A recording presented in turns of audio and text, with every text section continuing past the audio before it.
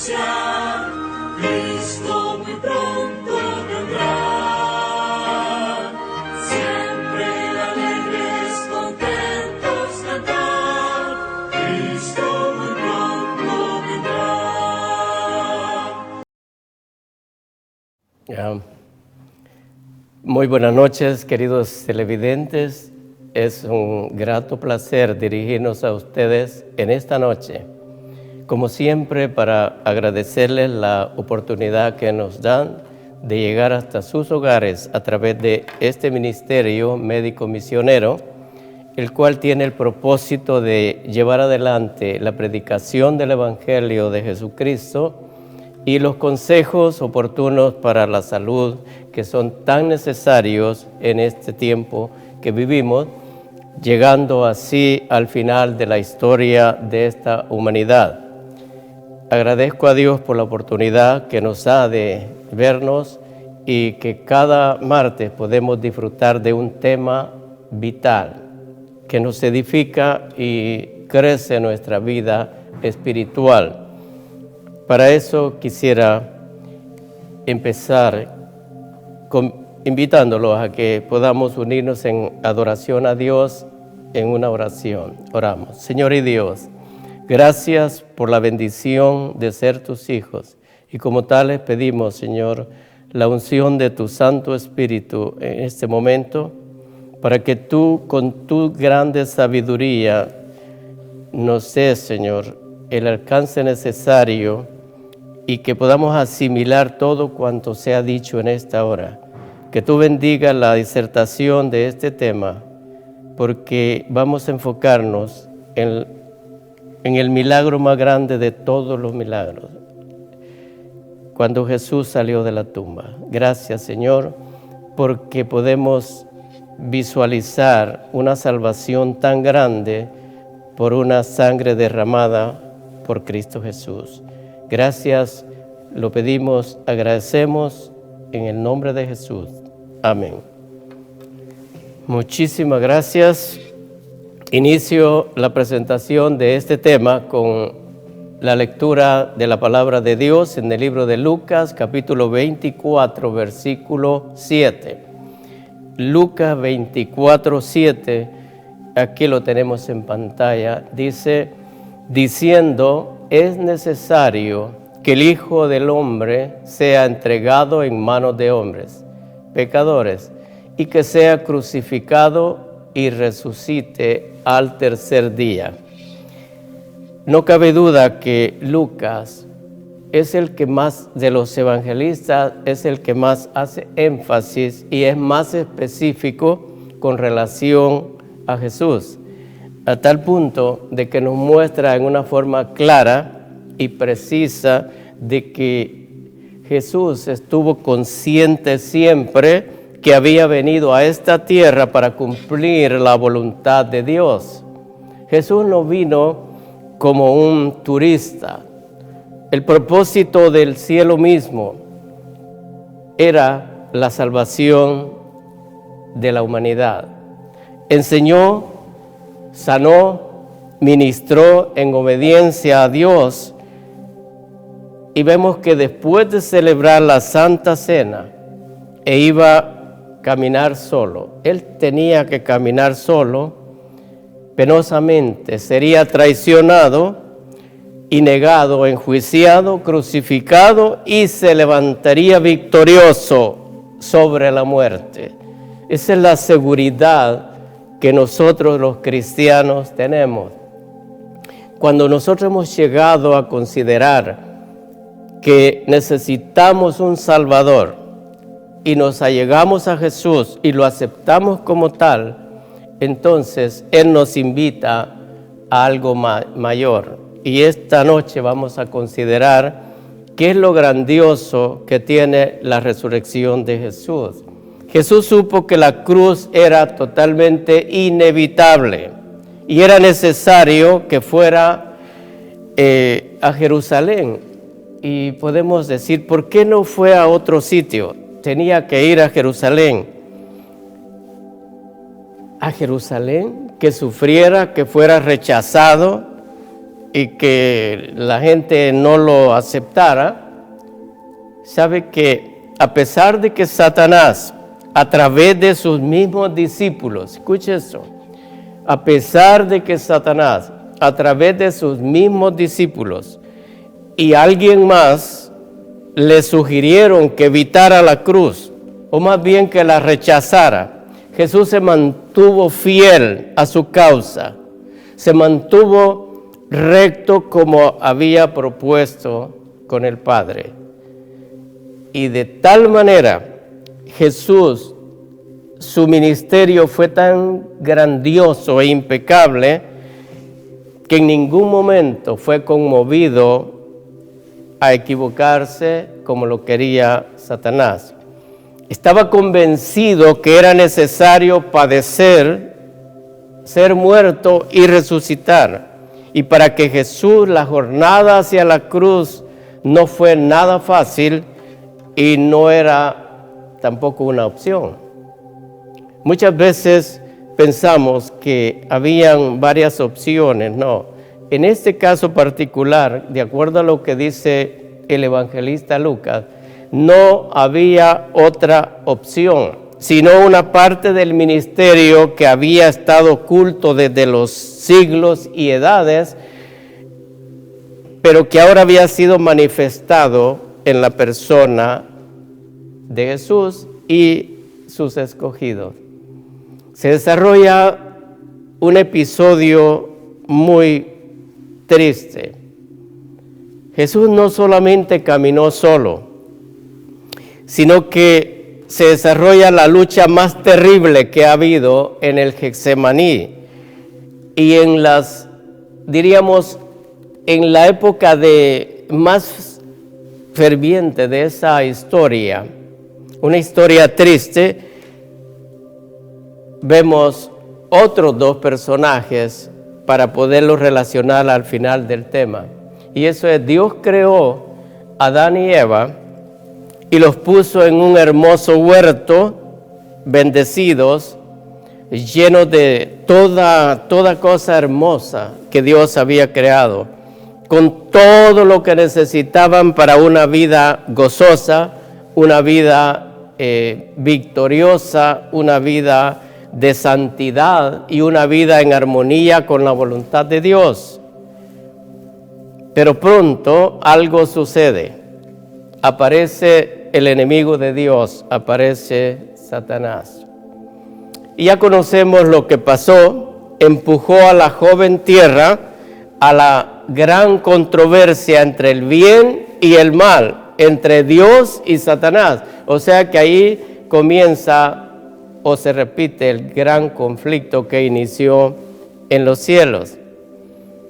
En este caso, quisiera que leyéramos Lucas 22, 39 para que nos podamos ubicar mejor en el texto que vamos a leer. Y saliendo, se fue como solía al monte de los olivos, y sus discípulos también le siguieron. Dice que él se apartó, se fue al monte de los olivos. Ahora, en el tiempo de Dios, escuche esto, es bien importante. En el tiempo de Dios, otro jardín llegó a ser un campo de batalla. En este caso, no el Edén, sino en el lugar de los olivos. Aquí surge la guerra muy cruel entre la verdad y la falsedad. Por eso hay tantas denominaciones en este planeta que se esfuerzan por llegar hasta una línea que dice, vamos a aceptar a Jesús como nuestro Salvador, y ese paso es el más elemental que un ser humano puede dar. Ahora sigue el otro, que es aceptar su voluntad. ¿Por qué? Porque en esta guerra hay falsedad y hay verdad. Hay falsedad y hay justicia. Entonces la guerra está entre la justicia y el pecado. En el Edén, el mundo fue precipitado a un desastre total. para el pecado. Lo contrario, en el Getsemaní se aseguró la victoria definitiva del mundo. El Edén vio el trágico triunfo, quizás del Edén salió el triunfo, digamos, parcial. Ahí afirma la voluntad de Dios, pero solamente parcial, porque hubo desobediencia. Veamos Génesis 3, 1 al 6, veamos solamente 3, 1 al 3. Esto nos muestra en el inicio cómo sucedió el desvío de esta pareja. Pero la serpiente era astuta más que todos los animales del campo que Jehová Dios había hecho, la cual dijo a la mujer: con que Dios os ha dicho, no comáis de todo árbol del huerto. Y la mujer respondió a la serpiente: del fruto de los árboles del huerto podemos comer, pero del fruto del árbol que está en medio del huerto, dijo Dios, no comeréis de él, ni le tocaréis, para que no muráis. Y la mujer respondió, el 3 dice, veamos el número 3, Génesis 3, 3 dice. Pero del fruto del árbol que está en medio del huerto, dijo Dios, no comeréis, ni le tocaréis para que no muráis. Hasta ahí nos quedamos con estos 3 textos de Génesis. Aquí nos muestra dónde erradicó el problema del pecado. Muchas personas, a través de las historias, hemos escuchado que pronuncian expresiones como el pecado de Adán y Eva fue el sexo. Eso no es, porque ellos ya estaban unidos en matrimonio. El pecado es diferente. Dios dijo, este árbol me lo reservo. Ustedes pueden participar de todo lo que está en el entorno, pero este árbol es mío, me lo reservo. Ahora, probablemente el árbol no tenía nada en particular, pero cuando Dios dice, esto es así, debemos de obedecer. Y esto es lo que pasó con Adán y Eva. ¿Dónde radica el problema de esta dama cuando hace un diálogo con Satanás? Sabe que el gran problema de la humanidad hoy en día es exactamente lo mismo. No se puede ni se debe dialogar con el pecado. Adán y Eva cometieron ese error. Eva inicia y hace una pregunta, y Satanás, metido en un animal hermoso que era entonces una serpiente, hace la conversación, el diálogo. ¿Qué es lo que pasó? En vez de ir a Dios, que debería de pedir la dirección suprema de su hacedor, o en todo caso ir con su esposo, decidió y escogió lo peor. Y escuchó la voz de Satanás cuando le dijo, no moriréis. ¿Sabe qué? Qué pena que nosotros podamos caer en una situación así.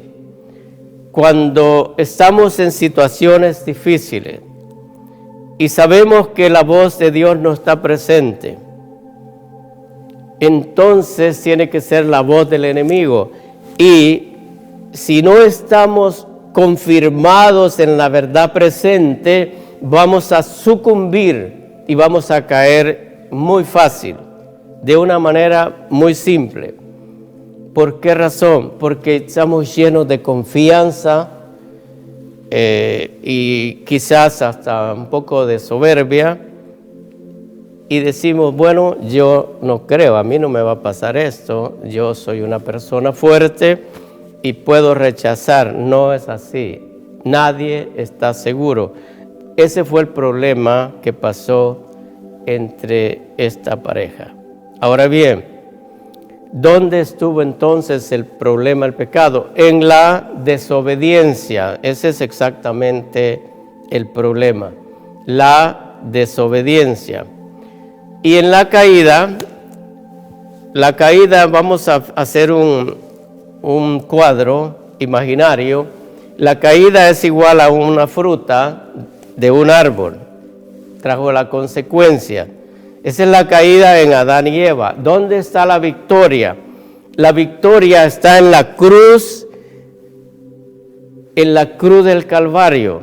Curiosamente, aquí aparecen dos árboles, pero son dos árboles totalmente diferentes, creados por el mismo Dios, creados por Jesús. La cruz de madera. ¿De qué clase de madera era la cruz? Queda un interrogante. Pero en los dos casos, notemos algo curioso. Hay dos árboles. Los dos creados por el mismo Dios. Y en uno de los árboles creados por Dios fue sacrificado nuestro Señor Jesucristo. Allí muere Jesús. Pero la victoria de Jesús no está en la muerte de la cruz, sino que muere sepultado y resucitó al tercer día por la gracia de Dios. ¿Hay diferencia en los dos árboles? Por supuesto que lo hay. ¿Cuál sería una de las diferencias? La diferencia que en el caso de Adán y Eva, Dios se reserva ese árbol para sí. No comeréis de ese árbol. Y en el segundo caso, que es de la madera de la cruz, ahí el hombre escogió el árbol. Y siempre vamos a tener ese tropiezo. Cuando nosotros escogemos, siempre nos va a ir mal. Dejemos que el Señor ilumine nuestro sendero, ilumine nuestro camino, y así vamos a escoger lo mejor.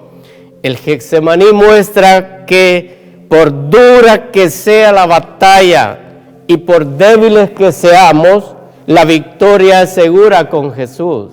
No hay duda. Tenemos que llegar a los pies de Cristo con humildad. Para los que hemos experimentado la fortaleza de la oración y de una especial relación con Dios, tenemos la convicción de que hay victoria en Jesús, como lo hubo la victoria de la resurrección. Y a pesar de que todas las huestes satánicas estuvieron en contra de Jesús, un traidor llamado Judas estaba, estaba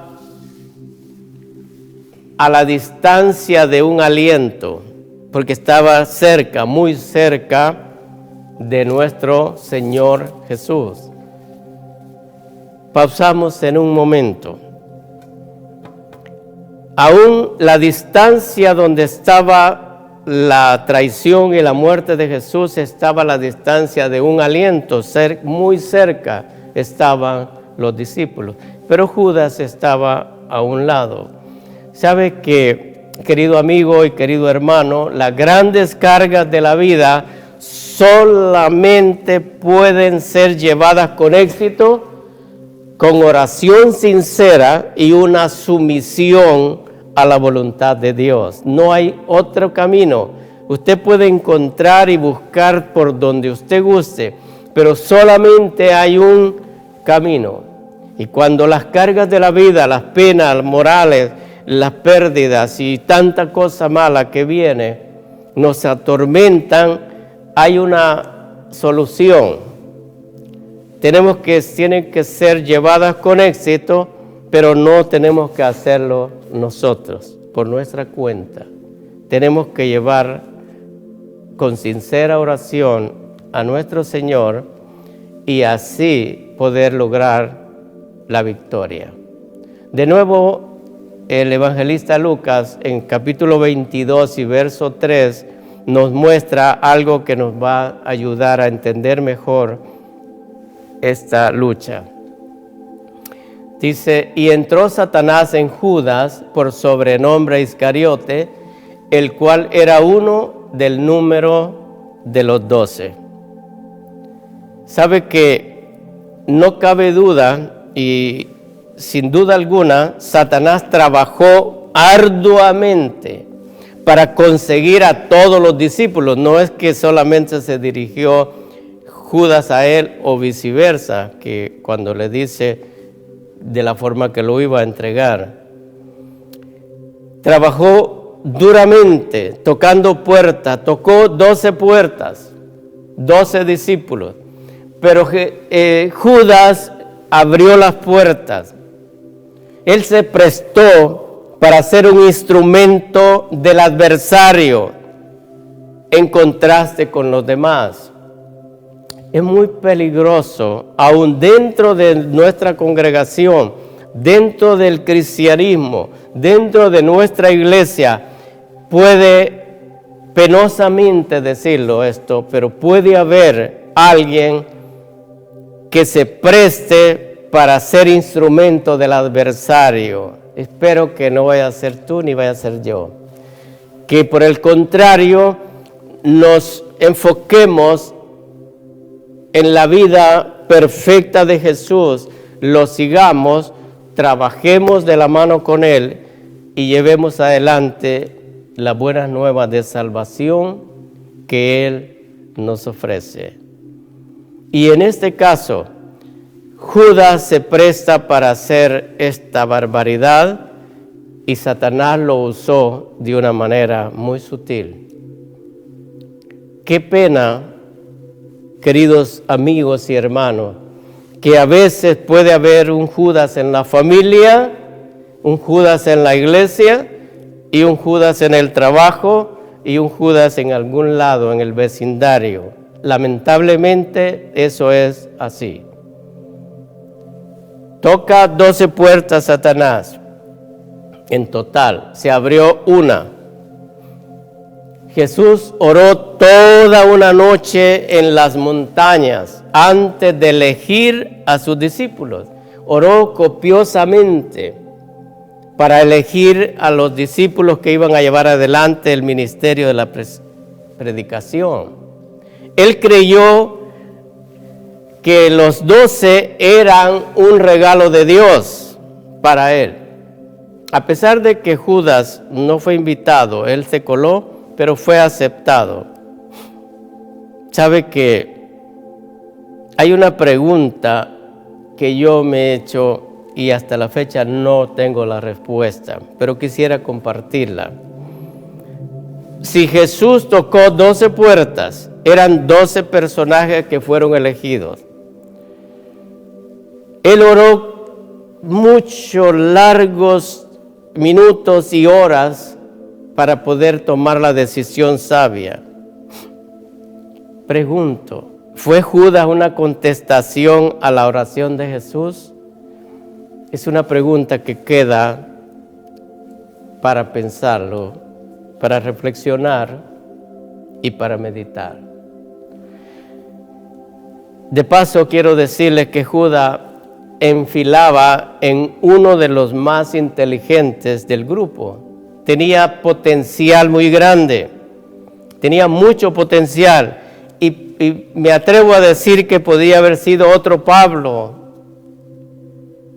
pero él tomó una decisión que no correspondía al amor que Jesús le brindaba y a los propósitos por los cuales se iba a dar la unidad de estos 12 discípulos.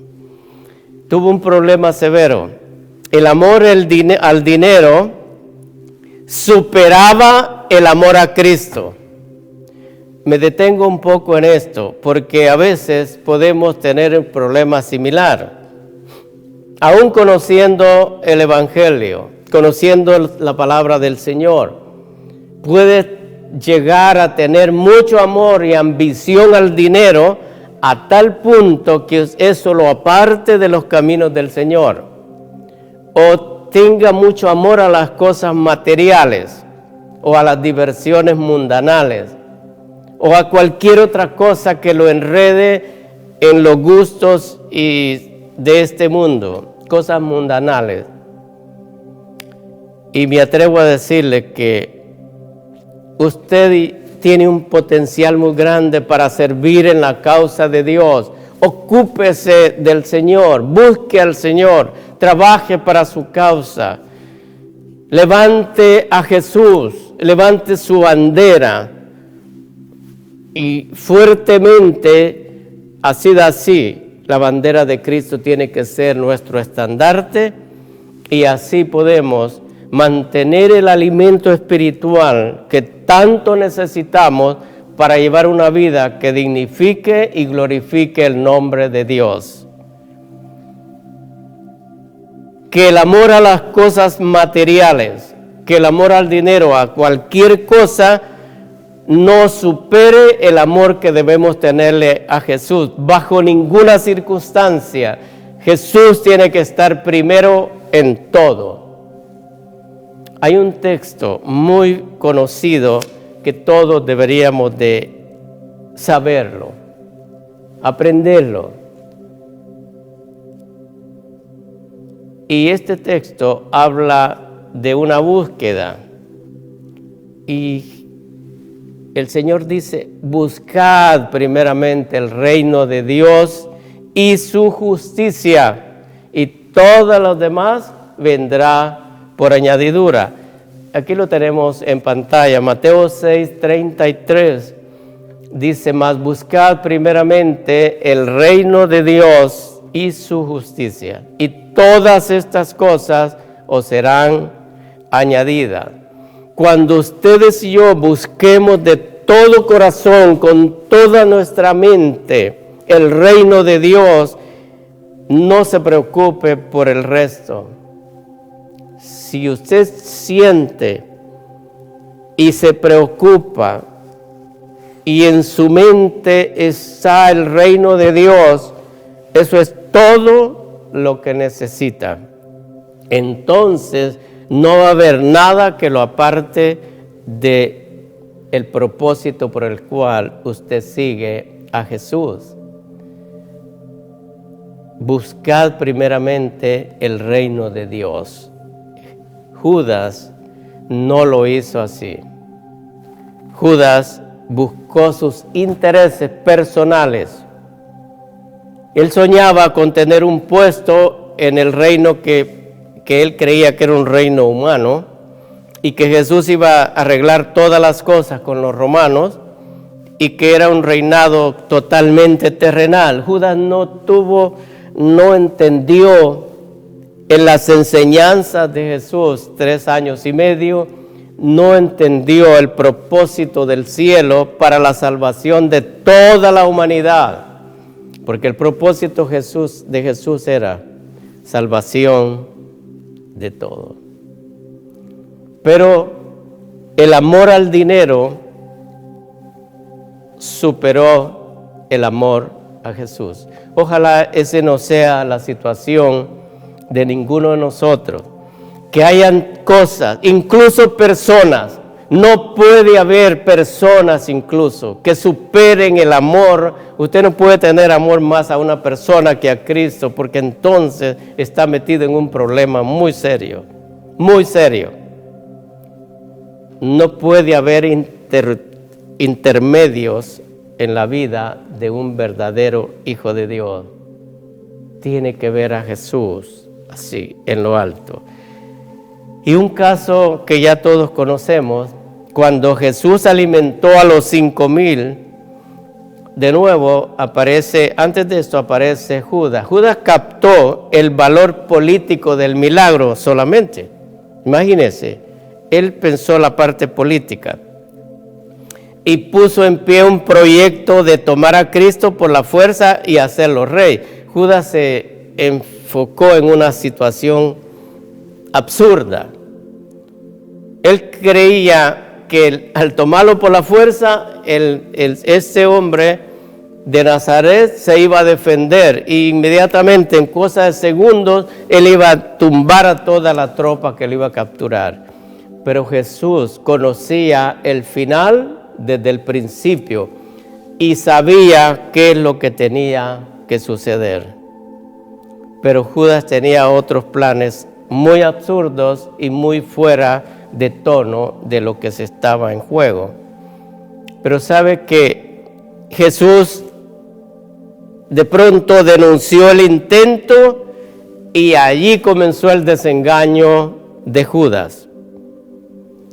Qué pena cuando estamos pasando situaciones difíciles y hay alguien que está siendo usado por Satanás como Judas dentro de una congregación y se le hace encarar la situación que tiene que volver su vista a Jesús y dejar el propósito malo que está llevando. En el momento cambia el panorama y Judas quería un puesto para tener poder. ¡Qué vergüenza! Nosotros dentro del seno de la iglesia únicamente debemos de ser siervos y no pretender poder ni puesto. El poder solamente tiene que radicar en Jesús, no más. No en un hombre pecador igual que ustedes y yo.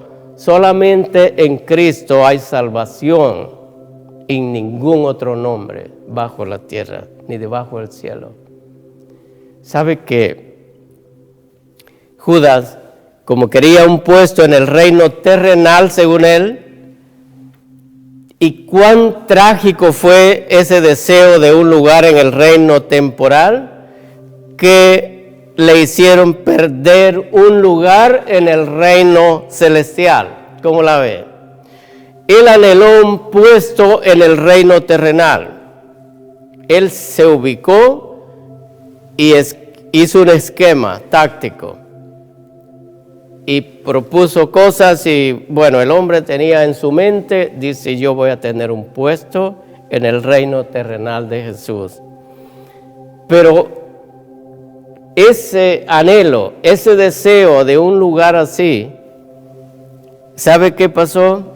Esto lo llevó a la desgracia total con él, porque él se apartó totalmente del propósito del reino eterno. Y el anhelo, ese enfoque malo que tenía de ser alguien en el reino terrenal de Jesús, lo desvió del verdadero propósito que todo cristiano verdadero y sincero debe tener: llegar a la patria celestial. Perdió por fijarse en un reino terrenal, perdió un reino eterno de gloria. Y Judas se perdió. ¿Será que podría sucedernos a nosotros esto? Por supuesto que sí. Si nuestra vida no está cimentada en la roca que es Cristo, entonces nosotros podemos caer en el error sucio, en el error oscuro de perder la vida eterna, porque tenemos nuestra vista en las cosas materiales. Por supuesto que no hay nada de malo en que usted adquiera dinero, absolutamente nadie dijo eso, no malinterpretemos. Y que también puede ser que su estatus sea bastante bueno, tenga posesiones, tenga un buen trabajo y tenga una posición social bastante atractiva. No ese es el problema. Incluso Dios quiere que los hijos de Él no vivamos en la miseria ni en la desgracia. Dios quiere que seamos cabeza y no cola.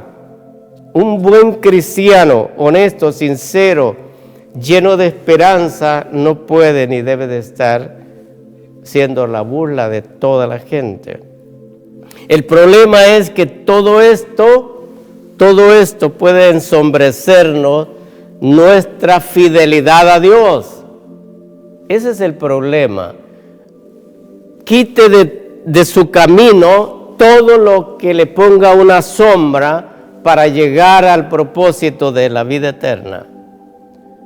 Y cuando una mujer unge a Jesús y ahí condujo a Judas a ponerle precio a Jesús, se metió el diablo en Judas. ¿Qué problema mayor sucedió allí? ¿Sabe qué peligroso? Esto es una situación incómoda que voy a decir, pero tengo que hacerlo. Cuando esta mujer estaba ungiendo al maestro, dirigida por el Espíritu del Señor, ahí en su mente anidó Judas ponerle precio a Jesús, porque el frasco de alabastro de perfume muy caro costaba 300 denarios, muy costoso. Pero la mujer no vaciló y derramó eso y lo secó con su cabello, dice la Escritura. Yo pregunto, ¿será que podemos nosotros ponerle precio a Jesús? No, absolutamente no. Jesús, no, el precio de Jesús no es así como mucha gente lo piensa. Ahí vemos un dibujo donde está Jesús humildemente lavando los pies. La mujer haciendo, qué hermoso. Qué cuadro más representativo del que dibujó esto, con su frasco de alabastro.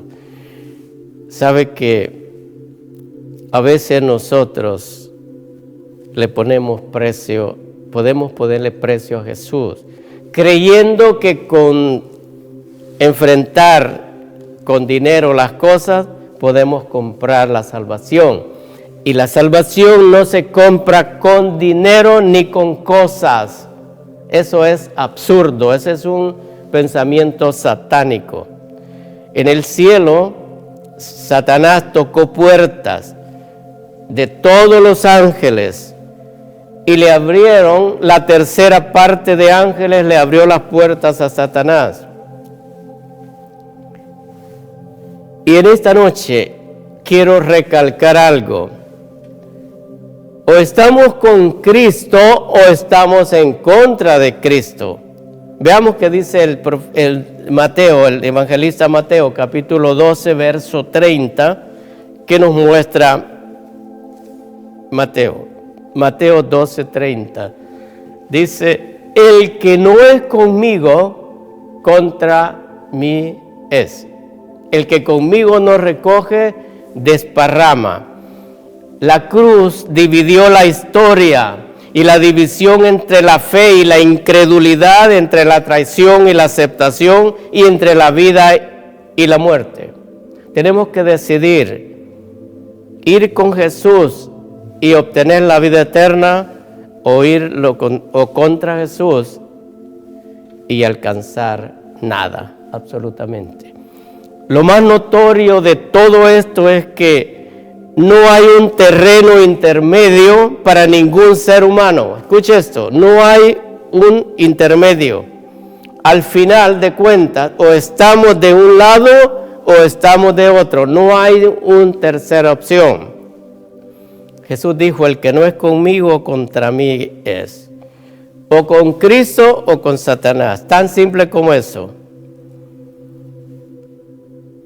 Pienso yo, la reunión del Sanedrín, cuántos errores y equivocaciones cometieron esas personas. ¿Y por qué? ¿Por qué cometerían tantos errores? ¿De qué forma podemos evitar nosotros algo similar con relación a cómo juzgamos a los demás? Tenga mucho cuidado cómo usted se refiere y juzga a su prójimo. Muchísimo cuidado, porque el único que puede juzgar es nuestro Señor Jesucristo. Pilatos, Herodes. Pilato dijo, ningún error encuentro en este hombre. Herodes, otro comentario. Los dos ladrones, los dos malhechores, diferentes reacciones. El bien y el mal siempre. Y cuando aquí aparece lo más hermoso, el domingo de mañana fueron a la tumba para completar el ritual de la sepultura, como lo dice Lucas. Por eso es que nuestra fe en Cristo es real, no es ficticia y es vida.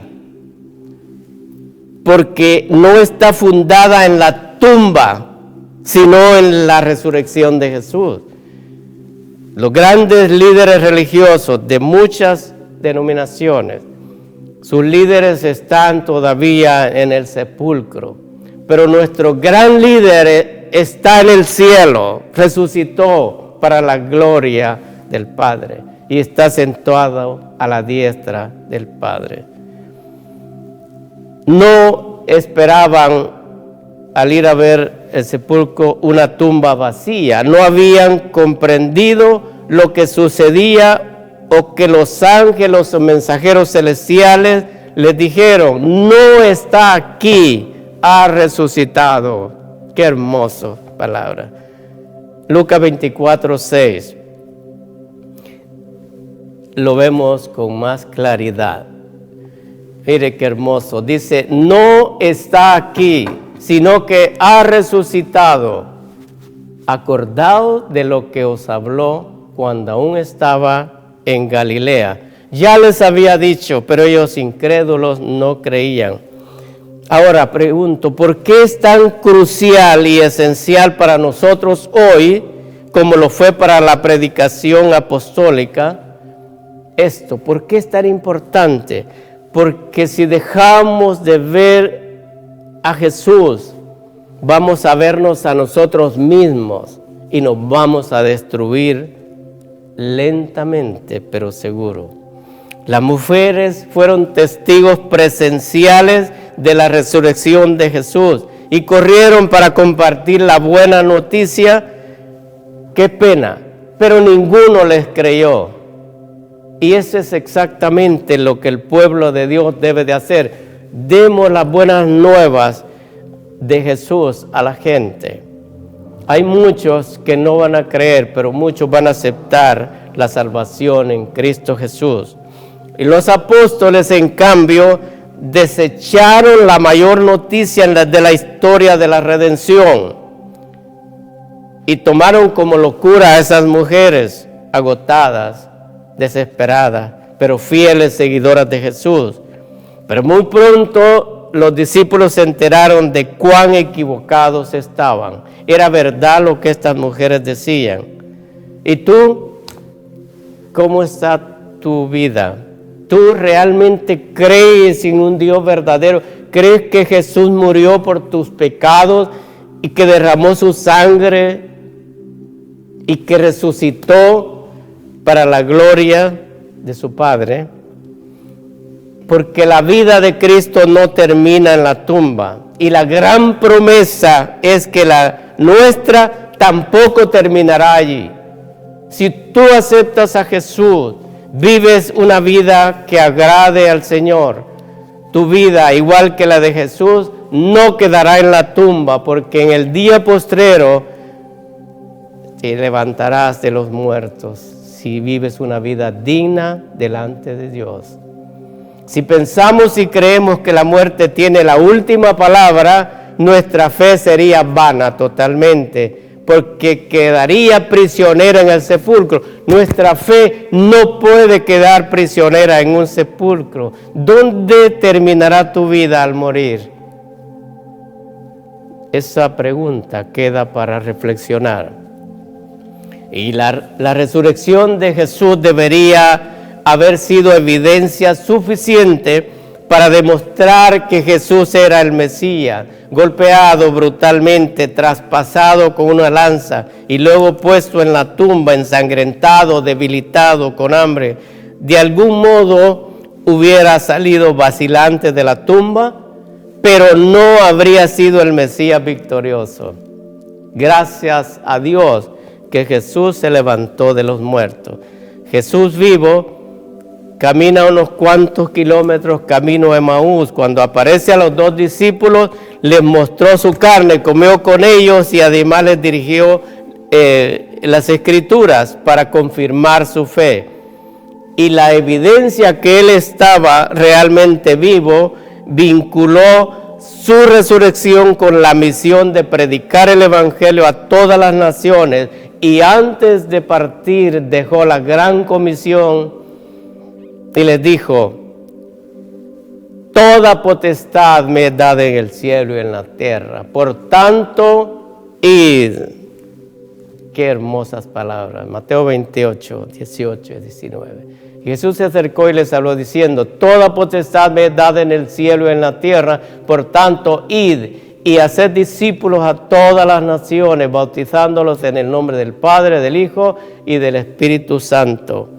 Únicamente la palabra de Dios es la que nos dice y nos guía hacia toda verdad. Lo demás es parcial, es incompleto y podría ser totalmente falso. Esa es la razón por qué nosotros tenemos que fijar nuestros ojos en Cristo. De no ser así, la predicación sería emocional y peor aún sensacionalista. Hay 2 extremos en las predicaciones. Una que es emocional, que invita a la emoción, a la algarabía, al ruido, y esto deja de verse a Jesús de una manera como Él quiere. Y la otra es sensacionalista, da miedo, hay un suspenso, es irracional, mucha preocupación, y no es cristocéntrica, no hay esperanza de salvación. La salvación no es virtual, sino es real, la salvación en Cristo. La salvación en Cristo no es virtual, es real. Los ángeles atribuyen honor y gloria a Cristo, pues aún ellos, escuche esto, los ángeles atribuyen honor y gloria a Cristo. ¿Por qué? Pues aún ellos no están seguros a menos que contemplen el sufrimiento del Hijo de Dios. Tenemos que tomar tiempo día con día para contemplar el sufrimiento. Todo lo que sufrió Jesús, su muerte y su resurrección. Los ángeles del cielo, esto es oro molido, los ángeles del cielo están protegidos contra la apostasía por medio de la eficacia y la victoria en la cruz. Pregunto, esos son los ángeles. ¿Cómo estará nuestra situación como cristianos? ¿Estamos seguros? No, absolutamente. La perfección angelical fracasó en el cielo. La perfección humana fracasó en el Edén. Mateo 24, 14 es el último texto que vamos a leer. Mateo 24, 14. Este es el gran legado. Y será predicado este evangelio del reino a todo el mundo para testimonio a todas las naciones, y entonces vendrá el fin. La perfección angelical fracasó en el cielo, la tercera parte de ángeles. La perfección humana fracasó en el Edén. Esperamos que al escuchar la palabra de Dios y estos consejos que nos ha dado su palabra santa, podamos nosotros reconocer que sin Cristo no somos nada. Si quieres seguridad en tu vida, debes ir al Cordero de Dios que quita el pecado del mundo, y que en esta noche te invita para que lo aceptes, para que lo sigas, para que vivas con Él, para que camines con Él, para que anuncies las buenas nuevas de salvación. Ese es el legado de un verdadero hijo de Dios. Si quieres seguridad real en tu vida, únete al ejército de salvación, un ejército dirigido por el gran Maestro, por el hombre que caminó por Galilea, el hombre de Nazaret. Y debemos con fuerza, con talentos que cada uno posee, con valentía, no desmayar y considerar la gran comisión que acabamos de leer en Mateo 24:14. ¿Y cuál es tu papel? ¿Qué papel estás desempeñando en esta gran comisión? ¿O son palabras que no son para ti? Estas que dice, y será predicado este evangelio del reino en todo el mundo para testimonio a todas las naciones, y entonces vendrá el fin. ¿Cuán universal es el problema del pecado? Que aún los ángeles no están seguros a menos que contemplen a Jesús. Esto es tremendo. A menos que contemplen a Jesús, ni siquiera los ángeles están seguros.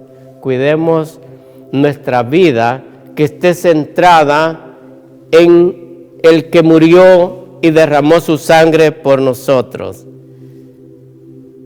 El que no escatimó y descendió del cielo, dejó su trono, dejó su reinado, dejó su corona, dejó su cetro, dejó los coros celestiales hermosos y vino a hacer carne para la salvación de nosotros. Y es más, quiero terminar con un pensamiento que tiene que ver con la sangre. Cuando es derramada la sangre de cualquier ser humano, ya sea por muerte, por otra situación, los parientes se lamentan y hacen luto por esta situación agónica y por cierto, muy dura para un pariente. Puede ser un hijo, puede ser un hermano, un padre, etc. Y vemos la tristeza, la desgracia. Y en este final del tiempo, cuánta sangre ha sido derramada por la maldad de algunos. Los tiempos son difíciles antes del final del tiempo en el cual estamos. Pero toda la sangre derramada por todo el universo no tiene ningún valor, sino la sangre derramada por el Cordero de Dios. Eso es. Porque esa sangre, cada milésima de sangre, está hecha a tu favor. Abarca a toda la humanidad para que todos seamos salvos en el Señor. Ese es el propósito de Jesús al venir a esta tierra. El propósito es que todos lleguemos al arrepentimiento y a la salvación en Cristo Jesús.